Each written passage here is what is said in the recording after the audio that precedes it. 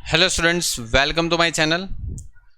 तो देखिए, इससे पहले हमने रेशियो एनालिसिस के टोटल 40 क्वेश्चन कंप्लीट किए थे। ठीक है, हमने रेशियो एनालिसिस के टोटल 40 क्वेश्चन कंप्लीट किए थे और अभी आगे हम बाकी के भी रेशियो एनालिसिस के प्रैक्टिकल और थियरिकल दोनों क्वेश्चन करेंगे। ओके, और जैसे मैंने आपको बताया कि हर एक चैप्टर के बेसिक को आप अच्छे से कंप्लीट करिए, जो मैंने आपको एप्लीकेशन में दिया है, और आपको एप्लीकेशन की लिंक भी नीचे मिल जाएगी। अगर आप उस पर से डाउनलोड करके आप बाकी के फुल कोर्स को भी ज्वाइन कर सकते हो और आपके आगे की 6 सेमेस्टर की भी स्टडी वहाँ से कर सकते हो। ठीक है, वहाँ पर 6 सेमेस्टर के सारे लेक्चर अवेलेबल हैं। ठीक है, सारे लेक्चर अवेलेबल हैं और पेपर से साथ। ठीक है, देखो यहाँ पर बात करते हैं तो a company operating ratio 80%। Okay, company का ऑपरेटिंग रेशियो 80% है। सेल्स जो है वो कंपनी का 10 लाख है और सेल्स रिटर्न है 1 लाख। ऑपरेटिंग एक्सपेंस है 50,000। आपको बोला गया है कॉस्ट ऑफ सेल्स फाइंड करना। देखो बहुत सिंपल है, आपको यहाँ पर सेल्स बता दिया है कि भाई 10 लाख का सेल्स है। ओके, उसमें से सेल्स रिटर्न लेस कर दो। ओके, कितना रिटर्न है? तो बोले कि 1 लाख का सेल्स रिटर्न है, मतलब आपके पास 9 लाख रुपए का नेट सेल्स आ गया। नेट सेल्स, अब ये जो नेट सेल्स है उसमें से मैंने आपको लास्ट लेक्चर में भी बताया हुआ है कि यहाँ से एक तो ऑपरेटिंग एक्सपेंसेस लेस करते हैं, और operating expenses less sorry operating expense नहीं, पहले नेट सेल्स में से पहले COGS लेस करते हैं और COGS के बाद यहाँ पर ऑपरेटिंग एक्सपेंसेस लेस करते हैं, और फिर जो आता है उसको हम बोलते हैं net profit before interest and tax. Okay, ठीक है, net profit before interest and tax इसको हम बोलते। एक सेकेंड में इसको ठीक से लिख देता हूं थोड़ा। ठीक है, चल ये आ जाएगा बिफोर इंटरेस्ट एंड टैक्सेस। अब देखो यहाँ पर आपको ऑपरेटिंग रेशियो 80% बोला। 80% किसका होता है? तो मैंने आपको पहले भी बताया, ये 80% सेल्स का होता है। मतलब सेल्स का अगर आप 80% करते हो ना, तो 9 लाख के सेल्स का अगर आप 80% करोगे ना, तो 7,20,000 का आपका ऑपरेटिंग एक्सपेंस का जो कंटेंट है वो मिल जाएगा। ऑपरेटिंग एक्सपेंस के रिलेटेड क्या क्या होता है? तो ऑपरेटिंग एक्सपेंस में 2 चीज़ आती है। एक तो देखो, ऑपरेटिंग एक्सपेंस रेशियो जब निकालते हो तो आपको एक तो निकालना पड़ता है ऑपरेटिंग एक्सपेंसेस, मतलब जो बिजनेस के रिलेटेड एक्सपेंस होते हैं उसको ऑपरेटिंग एक्सपेंस बोलते हैं। और ये COGS को भी हमारे ऑपरेटिंग एक्सपेंस के अंदर हम कंसीडर करते हैं, इसीलिए उसको ऑपरेटिंग रेशियो बोलते हैं। अब यहाँ पर COGS जो है वो हमें निकालना है इसको। अब ऑपरेटिंग एक्सपेंस अपने पास 50,000 दे दिया है, तो समझो ये 50,000 दे दिया है, तो यहाँ पर COGS कितना होगा? 7,20,000 में से 50,000 लेस कर दो, कितना आ जाएगा? 6,70,000। ये आपका आंसर हो गया। तो ये आपका फाइनल आंसर है। देखो, विदाउट एनी फॉर्मूला, मैं आपको सिर्फ लॉजिक से बता रहा हूँ। हर चीज़ में फॉर्मूला याद रखोगे, ये भी बात सही है, फॉर्मूला तो याद रखना ही रखना है, लेकिन कुछ चीज़ कैलकुलेशन को स्पीड करने के लिए भी काम आएगी, तो इस तरीके से लॉजिकली समझो। और मैंने आपको एक और भी बात बताई कि अगर ये 80% है तो इसका मतलब ये हो जाएगा, यहाँ से ये जो उसका सफ़र है, यहाँ से 9 लाख से यहाँ पर नेट प्रॉफिट तक का जो गैप है, वो गैप का आंसर होगा 20%, क्योंकि 80% टोटल 100% होता है। 80% अगर ऑपरेटिंग एक्सपेंस में निकल जाएगा धंधे के, ठीक है, तो बच गया 20% हम कमाते होंगे ना, तो इसका 1,80,000 ये आएगा। चेक कर लो अगर आपको चाहिए तो। देखो ये COGS आ गया 6,70,000, मतलब 9 लाख में से 670 को माइनस करोगे तो 2,30,000 आ जाएगा। और अगर 2,30,000 में से 50 माइनस करोगे, ऑपरेटिंग एक्सपेंस है, देखो ये रहा 50,000, माइनस करो, देखो आ गया। तो देखो कुछ भी पूछ सकते हैं एग्जाम में, क्वेश्चन के अंदर ऐसा भी बोल दे, यहाँ पर आपको बोला गया कॉस्ट ऑफ सेल्स, उसके जगह पर चलो मैं यहाँ पर लिख दूँ कि नेट प्रॉफिट पता लगाओ। ठीक है, कौन सा? Before interest and tax. ऐसा भी मैं अगर आपको बोल दूँ तो इसी क्वेश्चन के अंदर, समझे बात को? तो देखो मेरा कंसर्न यही है कि आप सिर्फ जो क्वेश्चन बुक्स के अंदर दिया है ना, उसको मॉडिफाई करके यूनिवर्सिटी पूछेंगी, तो आप उसको पहले हर एक पॉइंट ऑफ व्यू से करिए। ठीक है, ऐसा नहीं कि एक ही तरीके से मतलब जो दिया है उसको ढूंढ के बस बैठ जाओ, ऐसा नहीं करो। ठीक है, अगर आपको, मैंने तो आपको 2-3 पॉइंट बता दिए, मैं हर क्वेश्चन में आपको अगर पॉसिबल है तो उसके अलग अलग वे भी बता रहा हूँ, ठीक है। आप अपने तरफ से और 2-3 वे और ढूंढ लीजिए, ठीक है, तो आपके लिए काफ़ी यूजफुल रहने वाला, ठीक है। आगे बढ़ेंगे। देखो ये एक और क्वेश्चन है यहाँ पर। A company has a cash, company के पास कैश है और बैलेंस है, बैंक बैलेंस, और आपके पास यहाँ पर इंस्टेंटली कैशेबल सिक्योरिटी, मतलब एक तरीके से इसको मार्केटेबल सिक्योरिटी बोलते हैं, और करंट लायबिलिटीज आपके पास है। और इसी तरीके का क्वेश्चन हमने पहले भी कर लिया है, बहुत सिंपल हो गया। आपको एसिड टेस्ट रेशियो का फॉर्मूला निकालना है, तो क्या आता है, तो आपकी जो क्विक एसेट्स जो होती है उसको डिवाइड करेंगे हम करंट लायबिलिटीज से, ओके। तो यहाँ पर 20,000 आपका कैश है, बैंक बैलेंस भी क्विक एसेट्स का पार्ट होता है, और मार्केटेबल सिक्योरिटी भी क्विक एसेट्स का पार्ट होता है, और डिवाइड करेंगे 2,40,000 से। मतलब देखो 90,000, 20,000, 50,000 डिवाइड बाई 2,40,000, मतलब 0.67:1। ये आपका यहाँ पर आंसर हो गया। लो, हो गया, ठीक है, समझे। आगे बढ़ते हैं। आपको ये एक और क्वेश्चन दे रखा है, देखो सिमिलर सा क्वेश्चन है। आपको बोला गया कि यहाँ पर 50,000 के क्या है, डेटर्स है। आपके पास रिसीवेबल कितना है, 14,000। आपके पास टोटल सेल्स कितना है, तो 7,30,000। मतलब आपको टोटल सेल्स दे रखा है, और बोला गया है कि 4/5 करने पर क्या मिलेगा, क्रेडिट सेल। मतलब इसका 4/5 करने से क्या मिलने वाला है, आपको क्रेडिट सेल्स मिलेगा।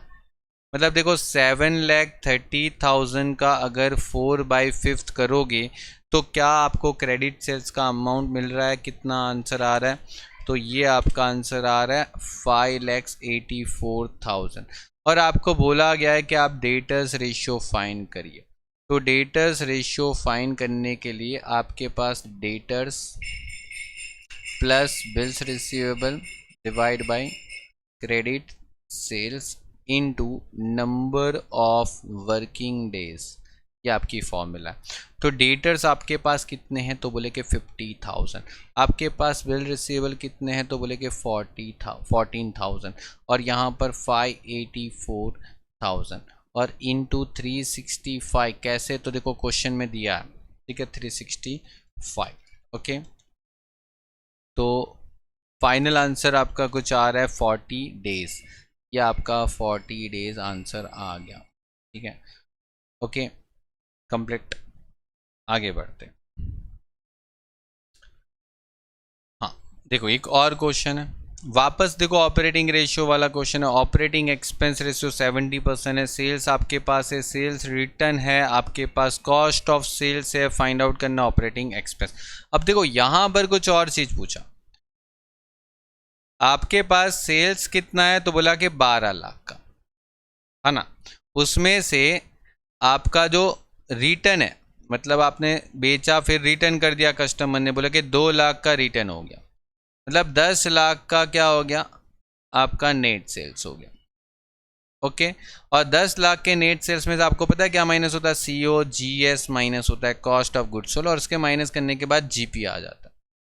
और GP आने के बाद अगर आप ऑपरेटिंग एक्सपेंस को लेस करते हो तो आपको मिलता है नेट प्रॉफिट। कौन सा नेट प्रॉफिट मिलता है, तो sir before interest and tax वाला मिलता है।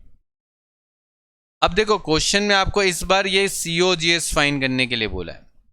कैसे फाइंड करेंगे, तो देखो आपको ऑपरेटिंग रेशियो कितना परसेंट दे रखा है, 70, तो इसका 70% कर लो तो जरा 7 लाख आएगा।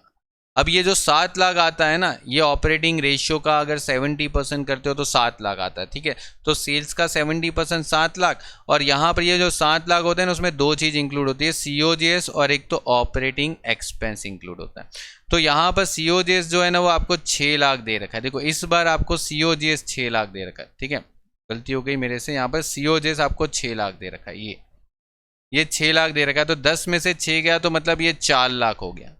और आपको बोला कि ऑपरेटिंग एक्सपेंसेस कितना है, तो देखो मैंने आपको एक बहुत अच्छी सी चीज़ ये भी बताई है कि अगर ये 70% है ना, तो यहाँ से ये जो अमाउंट होगी ना वो 30% ही होगी। आप देख लो एक बार, ठीक है, तो ये 3 लाख होगा, सही है। 10 लाख का 30% करोगे तो 3 लाख होगा, ये एक लॉजिक है। अगर वो 70 होगा तो वो 30 होगा, अगर वो 80 है तो वो 20 होगा। तो ये जो बीच में जो गैप पड़ जाता है ना, यहां पर क्या बचेगा, 4 में से 3 लाख कैसे हो गया, तो 4 लाख में से 3 लाख इसीलिए हो गया होगा क्योंकि बीच में 1 लाख का एक्सपेंस होता होगा, तो ये आपका 1 लाख आ गया। या तो फिर आप ऐसे भी कर सकते हो, देखो 7 लाख में से 6 लाख का सीओजीएस हो गया तो बचा 1 लाख, 1 लाख जो होगा वो क्या होगा, ऑपरेटिंग एक्सपेंस। देखो कितनी तरीके से मतलब क्वेश्चन कर सकते हैं अगर लॉजिक पता हो तो, ठीक है। अगर ट्रिक और मेथड फॉर्मूला सब जानते हैं ना तो ही ये चीज पॉसिबल हो सकती है, अदरवाइज नहीं हो सकती, ठीक है। चलो आगे बढ़ेंगे, नेक्स्ट टॉपिक। यहां पर आपको बोला गया है कंपनी का गियरिंग रेशियो है। देखो गियरिंग रेशियो दे रखा है, अभी तक गियरिंग रेशियो ढूंढते थे। आपके पास डिबेंचर है 10,000 और आपके पास बोला गया इक्विटी कैपिटल है 3 लाख, और आपको बोला प्रेफरेंस कैपिटल फाइंड करना। अरे बाप रे, देखो आपको गियरिंग रेशियो का आंसर दे रखा है 30%। अब गियरिंग रेशियो में आता क्या है, तो सर बोलते हैं कि प्रेफरेंस शेयर आता है, ओके ओके आता है, डिबेंचर भी आता है, ओके, और आपके पास यहां पर इक्विटी कैपिटल भी आता है। और सर परसेंटेज में दे रखा तो इंटू 100 भी करते रहेंगे, ठीक है। अब देखो समझो कि जो जो दे रखा है ना उसको लिख लो। जैसे प्रेफरेंस दे रखा है नहीं, तो प्रेफरेंस नहीं दे रखा है तो इसको मैं लिख लेता हूं एक्स। डिबेंचर दे रखा है नहीं, दे रखा है 10,000, ये रहा देखो 10,000 का डिबेंचर। इक्विटी कैपिटल दे रखा सर 3 लाख दे रखा है, तो चलो ये 3 लाख हो गया और ये हो गया 100। अब अगर ये 3 लाख सामने जाए तो 30 से क्या होगा, 30 से 3 लाख क्या हो जाता है, मल्टीप्लाई हो जाता है, और ये 100 जो है वो सामने जाए तो क्या हो जाएगा, डिवाइड हो जाएगा, और x प्लस 10,000। अब देखो इतना मैथ्स तो आपको आना चाहिए, तो 3 लाख का 30% करेंगे तो यहाँ पर आ जाएगा 90,000, और ये 90,000 x प्लस 10,000 है, तो x की वैल्यू क्या होगी, तो सीधी बात यार 90,000 में से अगर 10,000 को माइनस कर दिया जाए तो x का वैल्यू सीधा सीधा पता चल जाएगा ना कि 80,000 आएगा, ठीक है। तो ये 80,000 अपना x का वैल्यू आ गया, मतलब कि अपना जो प्रेफरेंस शेयर है वो 80,000 आ गया, ठीक है। समझे बात को, ठीक है। आगे बढ़ेंगे, नेक्स्ट टॉपिक। देखो करंट रेशियो, बोला कि करंट रेशियो क्वेश्चन में दे दिया है भाई, ठीक है 1:1.6 आ गया। आपके पास करंट लायबिलिटी भी है 20,000, ओके। अच्छा, current liability is paid, then what will be the effect on current ratio. अब देखो मैंने आपको लास्ट टाइम पे भी बताया था कि अगर करंट रेशियो आपके पास है 1.6 और अगर हम करंट लायबिलिटीज को पे करते, अब देखो कितना पे करेंगे डजेंट मैटर, पे कर रहे हैं ना, अगर हम करंट लायबिलिटी को पे करेंगे ना, ठीक है, तो मतलब पेमेंट हो जाएगा, तो ये करंट रेशियो है ना वो बढ़ जाता है, ठीक है। अगर करंट रेशियो है वो बढ़ेगा, ठीक है, करंट रेशियो है वो बढ़ेगा अगर करंट लायबिलिटी को पे करेंगे तो, ठीक है। देखो मैं एक चीज़ आपको यहाँ पर बहुत अच्छे से लिखवा देता हूँ, ठीक है। एक चीज़ समझो, मैं इसका तो आंसर आ जाएगा करंट रेशियो इंक्रीज। देखो आपके पास करंट रेशियो है ना वो या तो 1 से ज़्यादा हो सकता है, ठीक है, 1 से ज़्यादा हो सकता है, या तो एग्जैक्ट 1 हो सकता है, या तो एग्जैक्ट क्या हो सकता है, 1 से कम हो सकता है, सॉरी 1 से कम। एक सेकेंड में ना इसको थोड़ा अच्छे से लिख लेता हूँ। देखो ये चीज़ याद रख लेना जो मैं अभी लिखवा रहा हूँ, ठीक है, बहुत काम आने वाली अगर ऐसे टॉपिक आते तो। देखो करंट रेशियो है ना या तो 1 से कम हो सकता है, या तो इक्वल टू 1 हो सकता है, या तो 1 से ज़्यादा हो सकता है। अगर मैं 1 से ज़्यादा की बात करूँ तो ज़्यादा से ज़्यादा आपको क्वेश्चन एग्जाम में यही पूछते हैं, ठीक है। अब यहाँ पर क्या होता है, देखो एक चीज़ है, 3 चीज़ों को यहाँ पर पार्ट बना दो, मैं यहाँ पर 3 चीज़ों का पार्ट बना देता हूँ, ठीक है, 1 2 3 और 4। देखो एक तो होता है करंट लायबिलिटी को क्या करेंगे, पे करेंगे। ठीक है, आपको ये क्वेश्चन पूछेंगे करंट लायबिलिटी को पे करेंगे। अगर करंट लायबिलिटी को पे करेंगे तो ये क्या हो जाएगा, यहाँ पर इंक्रीज हो जाएगा, यहाँ पर क्या हो जाएगा, डिक्रीज हो जाएगा, और यहाँ पर क्या हो जाएगा, नो इफेक्ट हो जाएगा। ये याद रख लो। ठीक है, इसको अगर लॉजिकली देखा जाए ना तो देखो समझो कि अगर आपका करंट रेशियो 1 से ज़्यादा है, देखो यहाँ पर 1 से ज़्यादा है कि नहीं है, ये 1.6 1 से ज़्यादा हुआ कि नहीं हुआ, बिल्कुल हो गया, 1 से ज़्यादा हो गया। ठीक है, और हम करंट लायबिलिटी को पे करेंगे तो होगा क्या, इंक्रीज होगा, देखो। ठीक है, और अगर ऐसा ही उसका रिवर्स होता है, अगर 1 से कम होता है ना तो फिर वो डिक्रीज हो जाता है लायबिलिटी को पे करने से।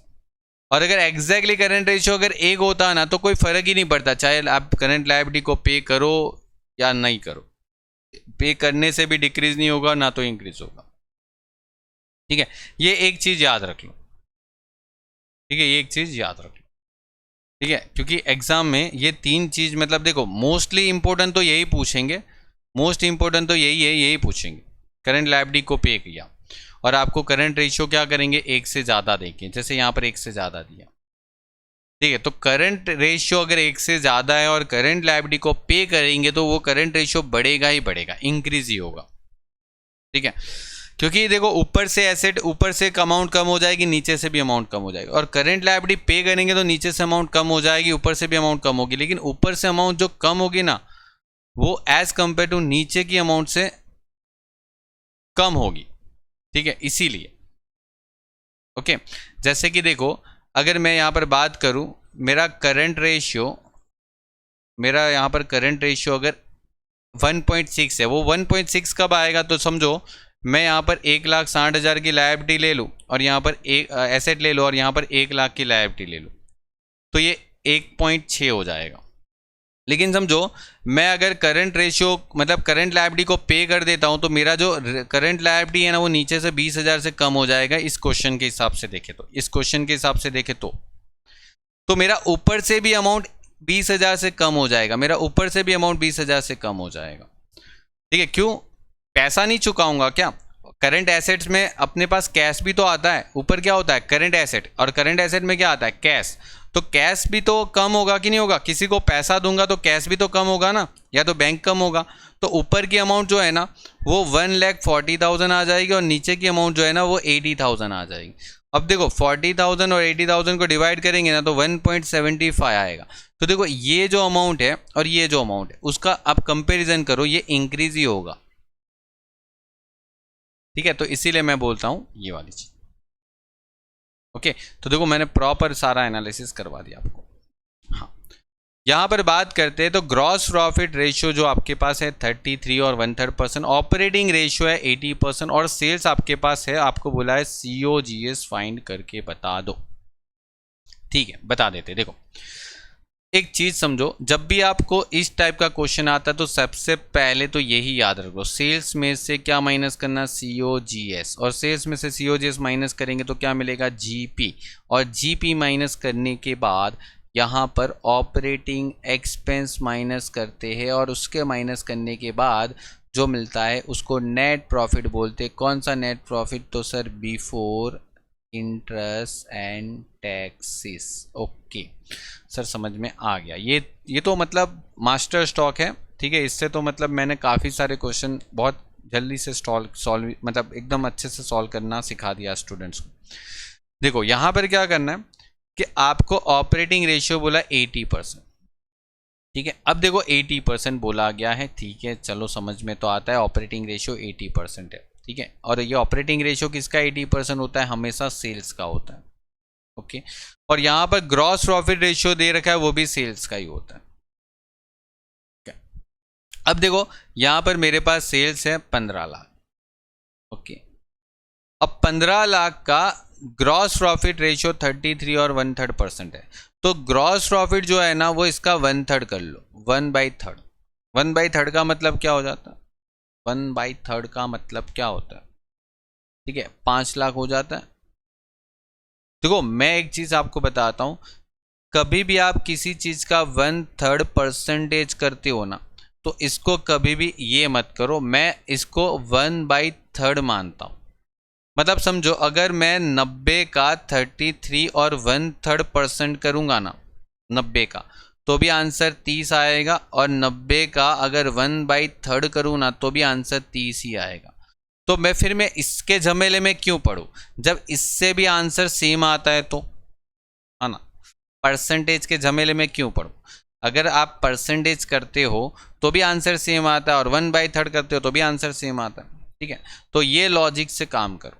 तो इसका 1/3 किया तो ये 5 लाख आ गया, तो बीच में COGS कितना होगा, 10 लाख ही होगा ना, और थोड़ी होगा कुछ। तो वही तो पूछा है, COGS कितना चाहिए, तो बोले कि 10 लाख चाहिए। ये आपका आंसर आ गया। लो, अब यहां पर ऑपरेटिंग रेशियो क्या कर रहा है, कुछ भी नहीं, 80% तो आपको फंसाने के लिए दिया था। और चलो वो 80% का भी काम बता देता हूँ। मैंने आपको बोला ना, मैं हमेशा आपको एक्स्ट्रा सिखाऊंगा। तो आपको यहाँ पर इस सेल्स का 80% करना है। तो ये 80% करने से क्या मिलेगा, देखो 15 लाख का मैं 80% करता हूँ ना, तो मुझे मिलता है 12 लाख। मतलब 12 लाख आपका जो होगा उसमें क्या क्या होगा, दो चीज़ होता है। ऑपरेटिंग रेशियो से दो चीज़ निकलती है, एक तो COGS और एक होता है ऑपरेटिंग एक्सपेंसेस। अभी अपने पास COGS तो आ गया सर, कितना आ गया, बोले कि सर 10 लाख का आ गया। तो सही बात है ना, तो बाकी का 2 लाख का जो बचा होगा वो क्या बचा होगा, ये 2 लाख का जो बचा है वो क्या बच गया, वो एक्सपेंस बच गया, ऑपरेटिंग एक्सपेंस। तो ऑपरेटिंग एक्सपेंस 2 लाख बच गया, ठीक है। 2 लाख मतलब यहाँ पर कितना आ जाएगा, 3 लाख। मतलब सब कुछ सॉल्व करवा दिया, कुछ भी पूछ ले अब तो, ठीक है। क्वेश्चन में net profit before interest tax पूछते तो भी आंसर 3 लाख आ जाता, अगर ऑपरेटिंग एक्सपेंस पूछते तो अभी अपना आंसर 2 लाख आ जाता, ठीक है। यहाँ पर COGS पूछा है तो अपना आंसर 10 लाख आ गया। सब कुछ करो, क्यों कुछ भी पूछे तो हमको आना चाहिए, ठीक है। चलो, अब देखो, आपको बोला गया ग्रॉस प्रॉफिट रेशियो जो है ना वो 20% है of total cost. Okay, what is the gross profit ratio. अब देखो, इसके लिए मैं आपको एक चीज सजेस्ट करूंगा, हमेशा ये वाला परसेंटेज है ना उसको पूरा एक बार याद रख लो। ये वाले परसेंटेज जो मैं यहाँ पर लिख रहा हूँ ना, उसको एकदम अच्छे से नंबर वाइज याद रख लो, नंबर वाइज याद रख लो इसको, 1 बाय 1। इस पहला ये आना चाहिए, दूसरा ये, तीसरा ये, चौथा ये, पांचवा ये, छठा। क्यों, इसका रीज़न है, इस टाइप का क्वेश्चन बहुत बार पूछते हैं यूनिवर्सिटी के एग्जाम में, तो आपको यही काम आएगा, कोई कैलकुलेशन की ज़रूरत नहीं है, ठीक है। कैलकुलेशन करने क्या जाओगे, देखो मैं आपको बताता हूँ। आपको क्या बोला गया, 20% टोटल कॉस्ट, टोटल कॉस्ट का 20%। अब देखो एक चीज़ समझो, 20% यहाँ पर कहाँ दिख रहा है, तो ये रहा दिख रहा है, मतलब ये ऑन कॉस्ट, मतलब 20% ऑन कॉस्ट। तो उसके जो नीचे होगा ना वो हमेशा ऑन सेल्स होगा, ये वाला आंसर। उसके नीचे जो आंसर होता है, ऊपर हमेशा कॉस्ट रहती है, नीचे हमेशा सेल्स रहती है। ये चीज़ मेरे मतलब जो मैंने बोली ना वो याद रखो। अगर आपको ऐसा बोले कि 50% ऑन कॉस्ट है, तो ऑन सेल्स कितना होगा, तो आप बोलोगे सर ये 50% आ गया तो इसके नीचे क्या है, 33, तो ये उसका आंसर आ गया बिना कोई कैलकुलेशन किए, ठीक है। ये लॉजिक है बहुत, मतलब आपको अभी नहीं तो कभी भी अगर आप बैंकिंग वगैरह करोगे तो वहां पर यही चीज सिखाएंगे वापस, ठीक है। ओके, तो ये आपका यहाँ पर सीधा सीधा आंसर आ जाएगा, ठीक है। इसको कैलकुलेशन करने नहीं बैठना होता, ठीक है। अगर इसको कैलकुलेशन करने बैठे तो फिर आपका काम बिगड़ेगा, ठीक है। चलो, तो यही चीज़ याद रख लो कि अगर कॉस्ट के ऊपर इतना है ना, ये पूरा एक फ्लो रहता ही है हमेशा, यही फ्लो रहता है, 100 फिर 50 फिर ये और फिर 20 और फिर ये, ठीक है। उसके आगे का इतना ज़रूरत नहीं पड़ता, लेकिन इतना याद रख लो, कभी भी पूछे इसमें से कुछ भी परसेंटेज, अगर कॉस्ट का पूछे तो आपको बोले कि ग्रॉस प्रॉफिट रेशियो क्या होगा, तो ये ग्रॉस प्रॉफिट रेशियो सीधा मिल जाएगा। और ग्रॉस प्रॉफिट रेशियो जो होता है ना वो हमेशा ऑन सेल्स होता है, इसीलिए मैं बोलता हूँ, ठीक है। अदरवाइज आप 100 लेके कैलकुलेशन कर सकते हो, अगर आपकी 100 लेने की बहुत अच्छी टेक्निक्स है तो फिर कर सकते हो, फिर उसमें टाइम वेस्ट करो, ठीक है। चलो आगे बढ़ो। ऑपरेटिंग रेशियो जो बोला कि 80% है, सेल्स आपके पास है, ग्रॉस प्रॉफिट रेशियो है A1/3 और आपके पास ऑपरेटिंग एक्सपेंस निकालना है। देखो मैंने जस्ट अभी आपको ये क्वेश्चन करवाया, मैंने क्या बताया कि आपके पास सेल्स कितना है, बोले कि सर 15 लाख, और सेल्स में से सर क्या माइनस करते हैं, तो बोले कि COGS माइनस करते हैं, लेकिन COGS माइनस करने से क्या मिलता है, ग्रॉस प्रॉफिट। ग्रॉस प्रॉफिट जो बोला कि 1/3 है, 1/3 मतलब इसका सर 1/3 कर लो, इसका 1/3 करेंगे तो सर ये 5 लाख आ जाएगा। अब 5 लाख आ गया मतलब सर ये 10 लाख हो गया, सही बात है बीच में, ओके। यहाँ पर ऑपरेटिंग एक्सपेंसेस लेस करना होता है, लेकिन देखो एक सीधी बात है, मैंने बोला था कि अगर ऑपरेटिंग रेशियो अगर 80% है ना, तो इसके ऊपर ये कितना परसेंट हो जाता है, 20% हो जाता है। तो 15 लाख का अगर 20% करते हो तो आपको यहाँ पर मिल जाएगा ये 3 लाख रुपए।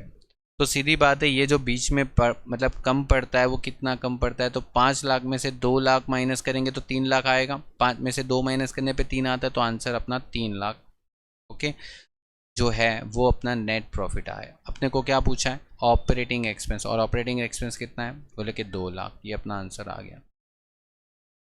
ठीक है, आप ऐसे भी कर सकते हो। मैंने आपको देखो क्लियर कट बता दिया कि अगर ऑपरेटिंग रेशियो अगर क्वेश्चन के अंदर 80% है ना, तो net profit after, sorry net profit कौन सा, तो बिफोर, देखो आफ्टर नहीं बोल रहा हूँ, net profit before interest and tax जो होगा वो ऑलवेज 20% रह जाएगा, ठीक है, हमेशा, ओके, ये चीज़ याद रखो। या तो फिर आप ऐसे भी कर सकते हो कि सर इसका 80% कर दे, तो इसका 80% करोगे तो ये 12 लाख आ जाता है, ठीक है, 12 लाख रुपए आ गया।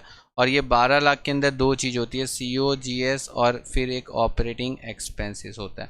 और अगर आपके पास COGS यहाँ पर आ गया है 10 लाख, तो आप 10 लाख के COGS को ढूंढ के इसको निकाल सकते हो कि ये कितना आ जाएगा, तो 12 लाख में से 10 निकल गया तो ये 2 लाख आ गया आंसर। ऐसे भी कर सकते हो, आपकी मर्जी, आप कैसे करो, ठीक है। चलिए आगे बढ़ते हैं नेक्स्ट टॉपिक। यहाँ पर बोला गया है डेटर्स टर्नओवर रेशियो, ओके, आपको डेटर्स टर्नओवर रेशियो को क्या बोला गया है, क्या आंसर भी दे रहे हैं, देखो डेटर्स टर्नओवर रेशियो का आंसर दे दिया, और डेटर्स प्लस बिल रिसीवेबल जो है वो 2,80,000 है। आपको देखो बहुत सिंपल सा क्वेश्चन पूछा है, एक तो आपको यहाँ पर डेटर्स रेशियो पता होना चाहिए, क्या फॉर्मूला है, तो debtors plus bills receivable divide bye होता है क्रेडिट सेल्स, और इनटू कर दो नंबर ऑफ डेज। आपके पास डेटर्स रेशियो, डेटर्स कितना है, तो डेटर्स रेशियो है 28, क्रेडिट सेल्स है ना, नहीं है, तो 2,80,000 ये अपने पास आंसर है, ये 360 है, ये क्रेडिट सेल्स नहीं है, तो ये क्रेडिट सेल्स को सामने ले लो, यहाँ पर 2,80,000 को 28 से डिवाइड कर लो और ये 360 कर लो, ठीक है, मतलब इसको एक्सचेंज कर दो अपनी अपनी जगह पर, ठीक है, जगह बदलो, ठीक है, इसको डिवाइड करके इंटू 360 करोगे तो आपको 36 लाख आंसर मिलेगा, ओके, ये आपका आंसर आ गया। देखो बहुत सिंपल क्वेश्चन था, आपको फॉर्मूला पता होना चाहिए था तो आपका हो जाता, ठीक है। और एक और क्वेश्चन लास्ट, आपको क्या बोला गया, blank is not a profitability ratio, कौन सा प्रॉफिटेबिलिटी रेशियो नहीं है। देखो ये भी आपका बहुत इंपॉर्टेंट क्वेश्चन बनता है, आपको हर चीज़ के बारे में पता होना चाहिए, लिक्विडिटी रेशियो कौन सा है, प्रॉफिटेबिलिटी रेशियो कौन सा है, ठीक है, ये सब आप एक बार देख लो, कैपिटल वाले रेशियो कौन से, तो सारे रेशियो के जो टाइप्स है ना उसको कर लो, मैंने आपको सिखाए हुए, ठीक है, तो ये आप कर लो। प्रॉफिटेबिलिटी रेशियो कौन सा नहीं है, ठीक है, कौन सा नहीं है, ठीक है, तो देखो आपका यहाँ पर ये जो स्टॉक टर्नओवर रेशियो होता है ना वो प्रॉफिटेबिलिटी रेशियो नहीं, ठीक है, stock turn ratio is not a profitability ratio, ठीक है, ये तो ये कौन सा रेशियो बोल सकते हैं अगर ये प्रॉफिटेबिलिटी रेशियो नहीं है तो, ठीक है, इसको एक्टिविटी रेशियो बोलते हैं, ठीक है, नॉट अ प्रॉफिटेबिलिटी रेशियो, इसको हम एक्टिविटी रेशियो बोलते हैं, ठीक है। चलिए तो कंप्लीट करिए, मिलते हैं नेक्स्ट लेक्चर के अंदर, goodbye and take care.